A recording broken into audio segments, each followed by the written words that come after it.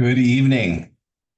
Welcome to tonight's webinar on the Berkeley Fire Department's Resident Assistance Program.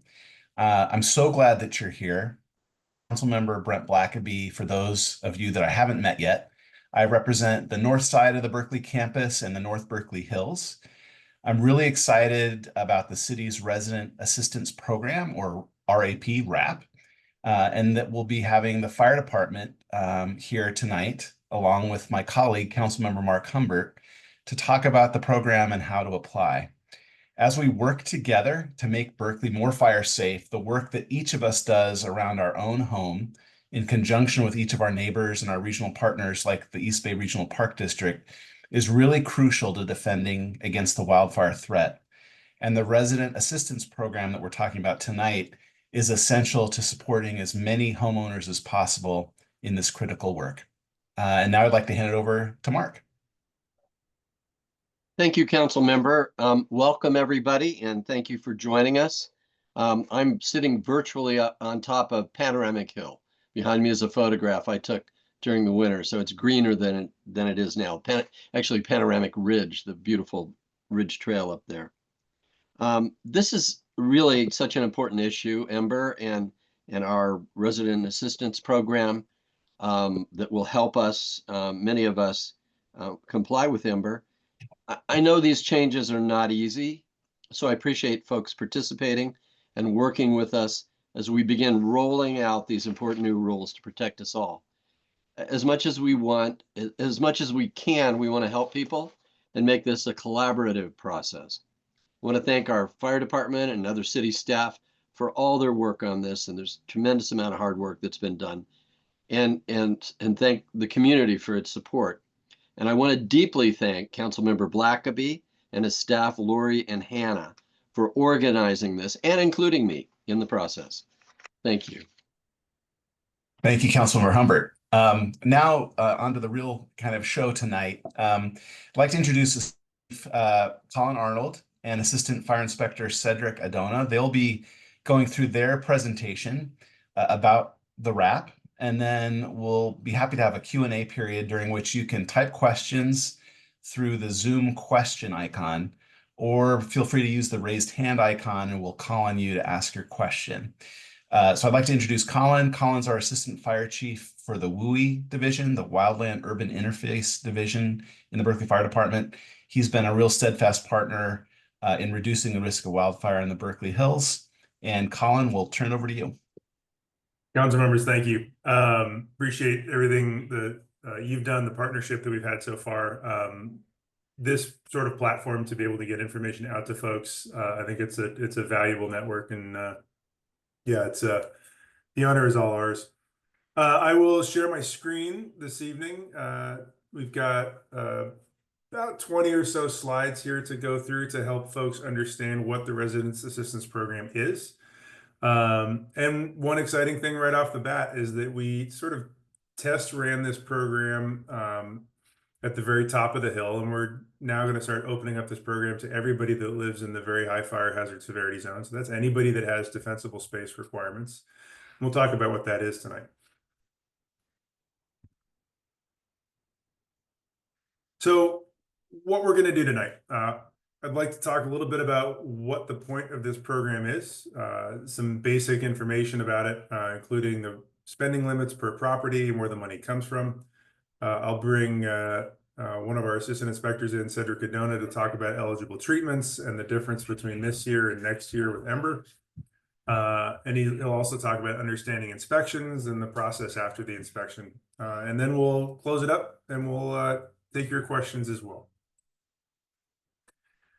So one of the things that we've talked about sort of throughout the year is that individual work on a given property is admirable and a move in the right direction. But without folks participating to the left and right, north and south of that property, the effectiveness of one person's work is limited. And so in order for us to really be prepared for wildfire entering our community, we need to have resiliency that's contiguous across a number of different properties.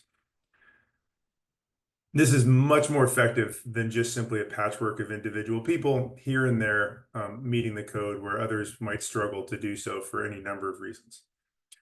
So back in 2023, we ran a pilot program for this to demonstrate that we could effectively manage public funds to help folks be prepared for wildfire.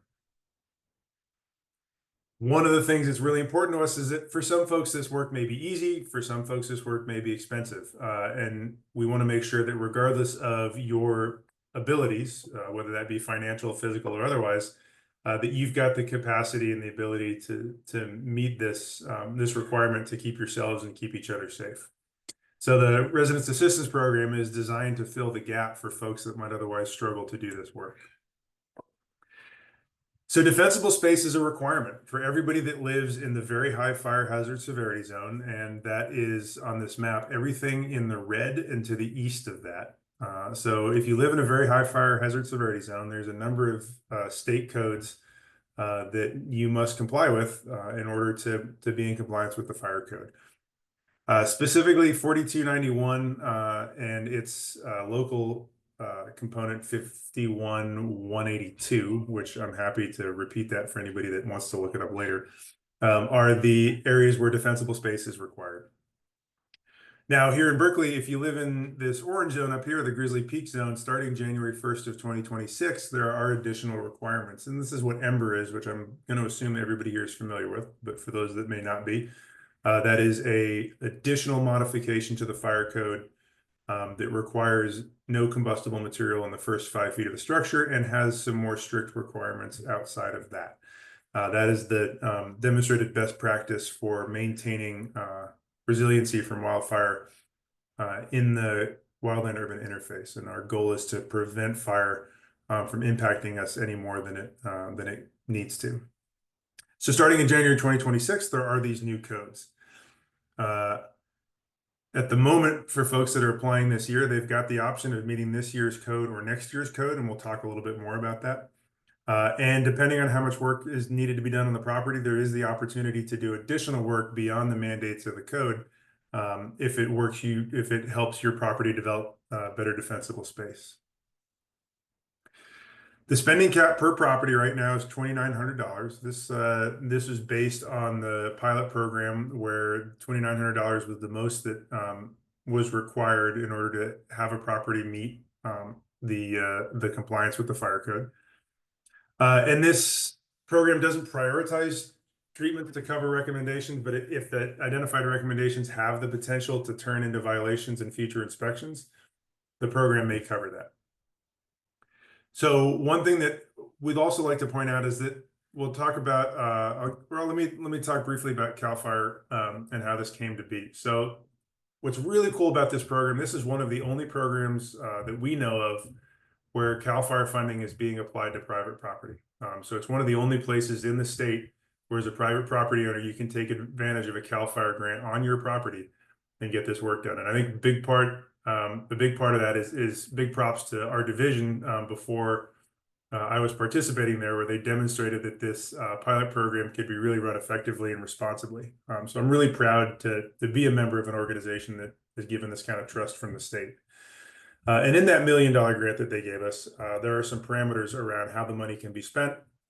And one of them is that this cap is $2,900, and where the money can be spent as well is limited right now to the very high. We do have the potential to expand some of that down the road based on how effectively we use this program over the next 6 months or so. So we really would encourage people to take advantage of this and use it so that we can continue to demonstrate that we're responsible with the funds. I'm going to turn this over to Cedric, who's going to walk through some of the examples and talk through some of the more basic steps, and then I'll be back to help close out with you in the end. Cedric, I'll turn it over to you. Well, thank you, Chief. All right, everyone. So the Resident Assistance Program is really focused on especially those areas between 0 and 30 feet of all structures. And what we're looking at in terms of eligible treatments are like removal of dead vegetation, including plants, grass, like other debris. I think where you have like a lot of leaf litter, a lot of debris around properties, removing a lot of it there. And then really breaking up continuous vegetation around the property, which is achieved through thinning out different plantings and potentially removing small sections of plants so that we can create more separation between all the vegetation around the property. Through the program, we can also do some pruning and thinning of tree branches, be it removing any of the dead limbs or bringing them away from like 10 feet within a chimney. But the program does not cover like large or small diameter tree removal. Next slide, please. Some things to know now are there are a couple documents that are associated with the resident assistance program, one of which is the right of entry document. The biggest thing is Berkeley fire personnel are never going to enter your property without permission. So we get the right of entry document, so we have permission to walk around the entire exterior of the property and generate a defensible space inspection, which is really what's needed, is a requirement of the program, because everything that we note down as a violation, vegetation related, is what the contractors are going to be able to address around your property. Just to help everyone kind of interpret the different types of inspections we have the street-only inspection, limited access, and the full access inspection, which is what the resident assistance program requires. Street-only inspections are, our inspectors can only see and note things from the public right-of-way. Typically, this is what you'll see online if an inspector goes to a property, doesn't have a right of entry, and you're not home. Or a limited access inspection where, for whatever reason, the inspector is not able to complete a full walk around of the property. Maybe they can only actually inspect 3 sides of the home. So our goal for the RAP is really fill out that right of entry document and have your full access inspection. The reason for that is any photos that are taken and note down violations help us understand what needs to be done around the property. And then once the contractors come through, it allows us to go back and make sure all the work was completed and your home is now safer. So this is a non-negotiable part of the program. For anyone that's potentially already had a full access inspection, one thing we do look at is you may need that RAP inspection, which is very program specific, because we're using that inspection and sharing it with you, 1, so you understand what's going to happen around your property, and 2, so that it's clear for the contractors what needs to be completed. Next slide, please.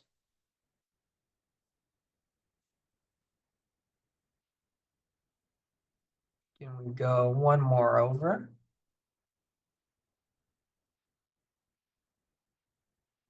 Perfect. So the resident assistance program really has 2 parts to it for people that are in the ember mitigation zones. There's this year's requirements and next year's requirements. So the resident assistance program will absolutely help you become compliant with this year's fire code. But for people that want to opt into it, you have the chance to become compliant with next year's fire code with ember by allowing the contractors to remove all vegetation within the first 5 feet of your structure. So this could include additional thinning, other removal of vegetation. And this is really important because for residents of the ember zones, this is no longer going to be an option in 2026. Residents in the very high hazard severity zones, outside of the ember zone, they still have the option to do that. Just know that even though it's not required, it is still a best practice for you. Next slide, please. So some of the eligible criteria for the program. To be eligible for the program, you need to meet one of these requirements. So people that are over the age of 65, anyone that is considered low income level based on the state's income limits, so which are included below, or people with some kind of physical, other disability or extenuating circumstance. Really, to be clear, is we only need to meet one of those criteria and, of course, be in an eligible zone, and you'll be able to apply for the program. Next slide.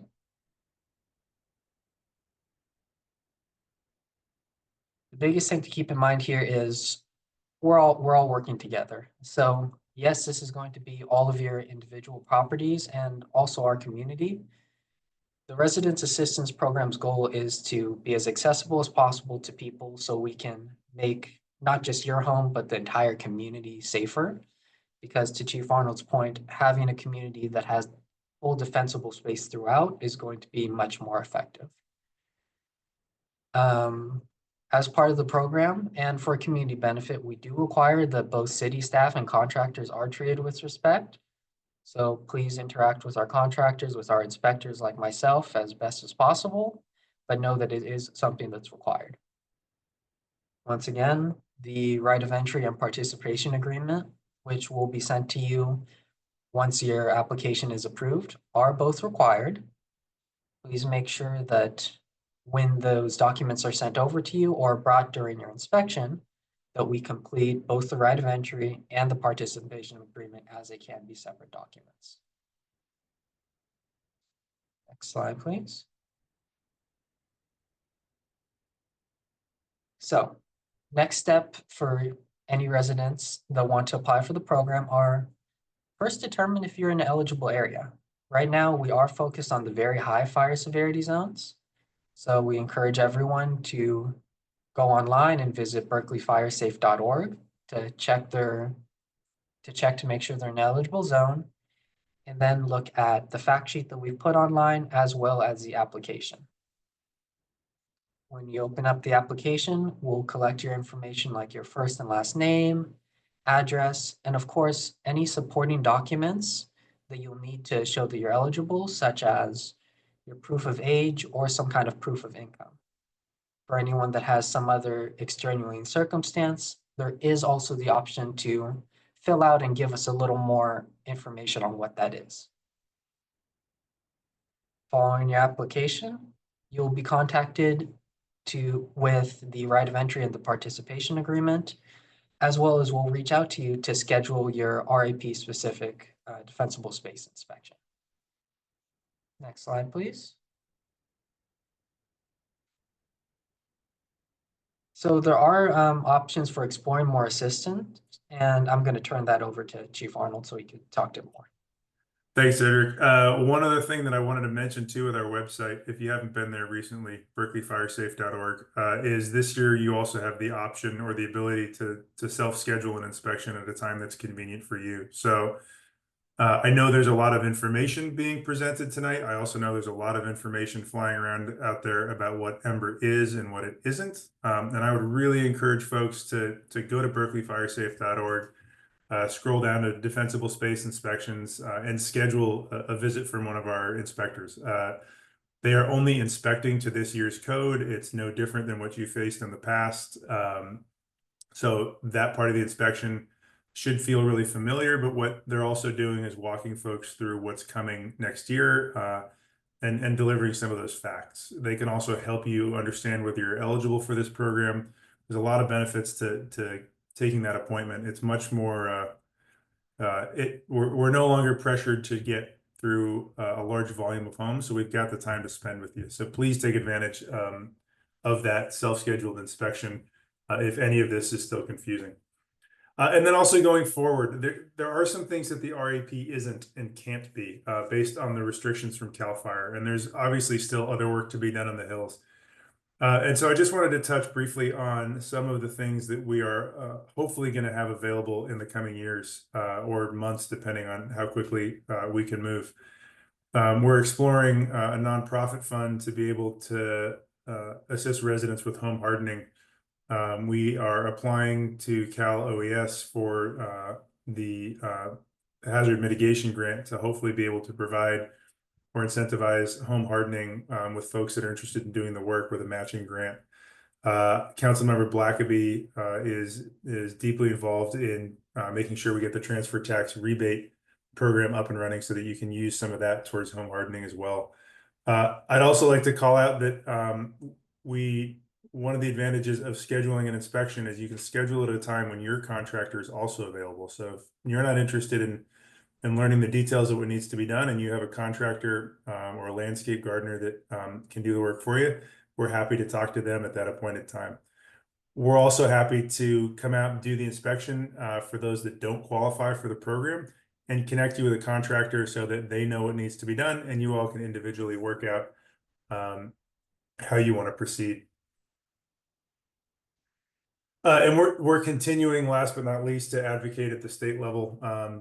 And I'm really proud of what Berkeley's done in terms of demonstrating our effectiveness with funds, and I'm hopeful that that is going to translate into additional programs down the road. Folks, that's all we have for you with the RAP program. There is a lot more information online at berkeleyfiresafe.org, including a fact sheet that sort of walks through some of the things that we talked about. For other things that are unclear, or if you have questions down the road, if you're watching this webinar as a recording, please feel free to email us. firesafeberkeley@berkeleyca.gov is the email address that we use for programs. But reach out to us any way you can, and we're happy to answer those questions. And with that, I'd like to open it up to the group to see whether there are any questions for us. So feel free to use the Q&A function, type any questions you have into that chat box, or raise your hand, and we'd be happy to take any questions. And Chief, maybe while we're waiting for others, I have one that I could throw your way.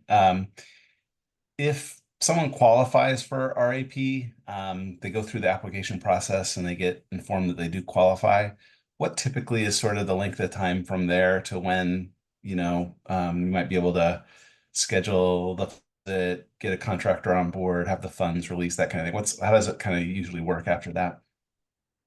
That's a great question. We've been there are some folks that have taken advantage of this program. We soft launched it to work out some of those kinks. I can tell you what it currently is, and at the time that from the time that your inspection happens, so you'll schedule you'll fill out an ROE and hopefully schedule an inspection.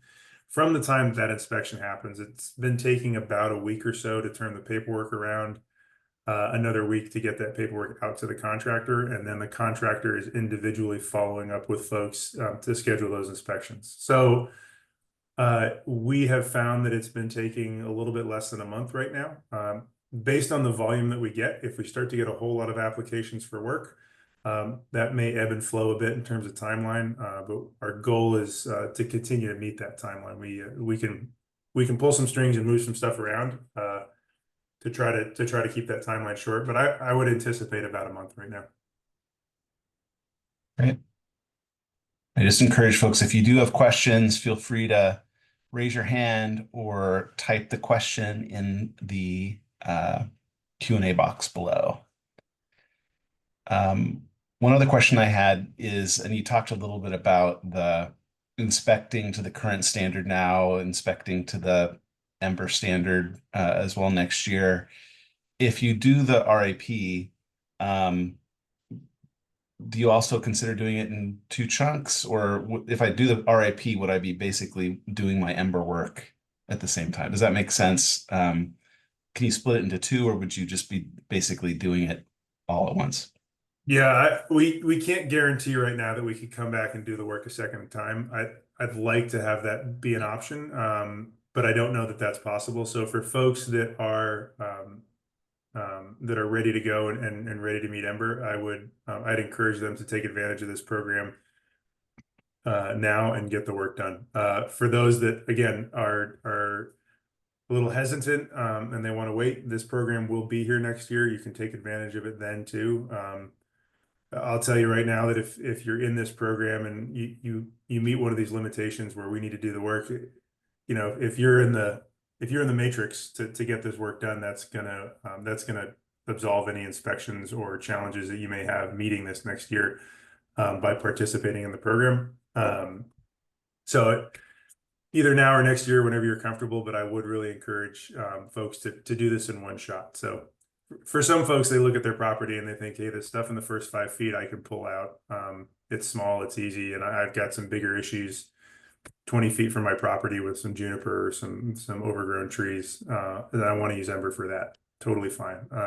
Some folks may feel like they've got a bunch of stuff right up against their house that they're worried about. And that's where they want to focus numbers or focus this funding. So either one of those is fine. Okay, great. Mark, anything else? Questions from your end? Otherwise, I think we can probably start wrapping up. Council member? Yeah, thank you, Councilmember Blackaby. I don't have any questions. I thought your two questions were really good, and those were one of the questions I had. So you covered that. I guess if I see that we have a number of folks attending, just giving you all a last chance to ping us with a question. If you have any at all, because we're here. And I'll throw that email address up one more time just so that folks have it. Please feel free to take this down if questions come up later. Email us anything from something that wasn't clear, or you just want help navigating and applying for the program. All of that can be handled through here.